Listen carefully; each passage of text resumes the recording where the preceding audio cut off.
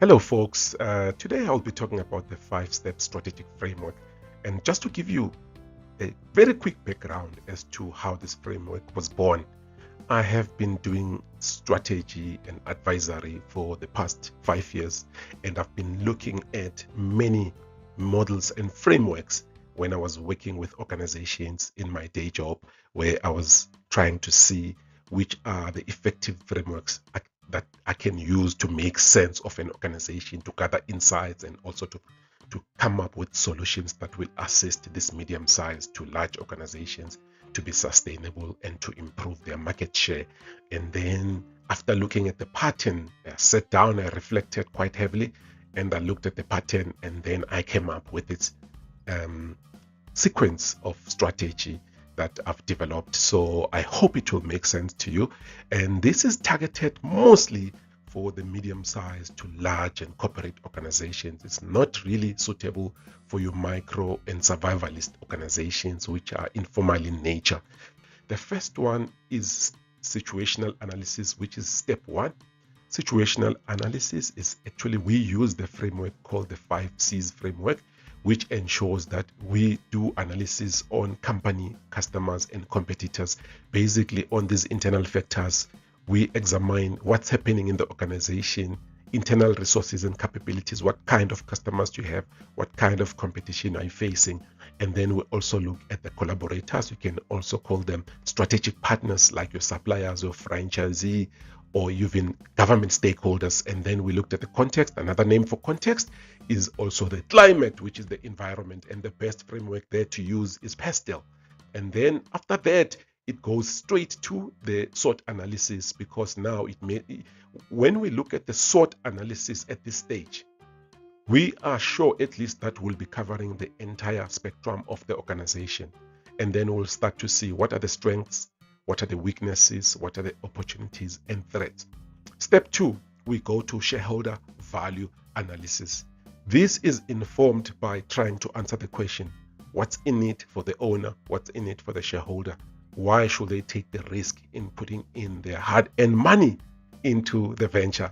So the first one, it says, let's assume that revenue growth will be one of the metrics and important outcomes for the owners and the shareholders. And then the second one, we say operating profit, and then the return on capital employed. The return on capital employed, simply, it ensures that we look at how well is the organization using their invested capital, like the equity, the assets that are there in the organization, and the long-term debt as well, in terms of generating profits. And then we move to step three, VMSO.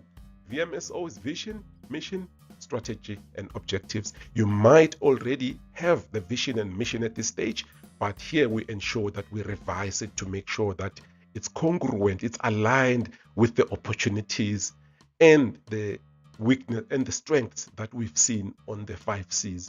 And then also we look at the strategic objectives. So here we come up also with a high-level business goal as to what are we trying to achieve as an organization, and then there are some strategic objectives which will be SMART in nature, which means measurable and attainable. And then we also define the value proposition, which is the unique promise that you are making to your target market in terms of how you are different from other players, number one, and number two, how will it benefit your product and services? How will it benefit that target market? Then we move into step four. Step four, because we assume at this stage that we have the goals, we have the objectives. Therefore, we will be saying, how can this organization win the game? So we start off, we adopted Potter's generic strategies, which will help us to decide if the organization will win by being a cost leader, or by being differentiated, or by being in focus. And there is another video, by the way, where I will include and explain all these different options that you might take.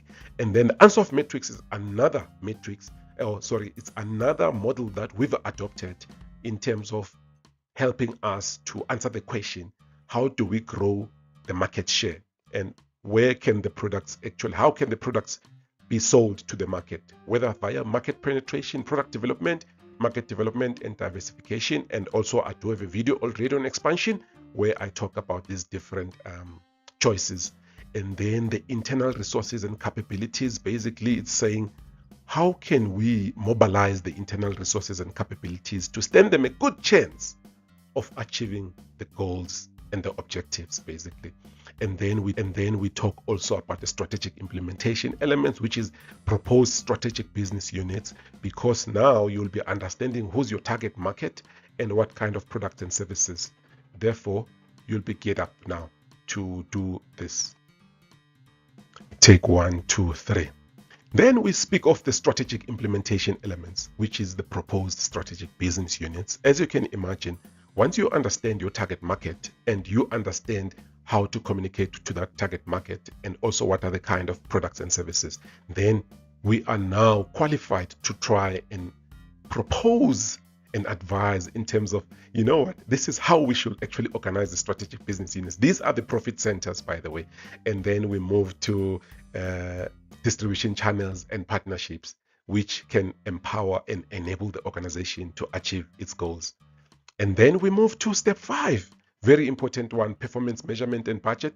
So the key performance indicators will be defined by outputs, indicators, and targets. We'll set them up, and these will be both the independent and dependent variables. So some of them will be affecting the business directly, like for example, the revenue growth and operating profit, but you will have other KPIs which are not affecting the business directly, which actually contribute to those direct KPIs.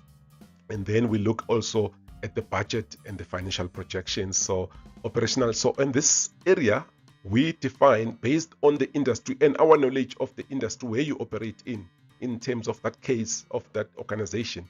We will suggest how much percentage of sales should we allocate to marketing budget and sales, how much should we allocate to overheads, how much should we allocate, for example, to other operating expenses, and the cost of sale, of course. And then the final part is that we also define the 3-year financial projection or 5-year, but 3-year is what we start off with. And this is possible because at this time we've got the strategic objectives, we've got the goals of the organization, we've got also the revenue growth, operating profit from the shareholder value, and then we can actually create these targets, basically, which will be powerful for us to communicate with the owners to see if that will fit where we're going. So I hope this makes sense. It was a short overview, but if you want to reach out, there is more information that we can provide. You can reach us on the socials. Thank you.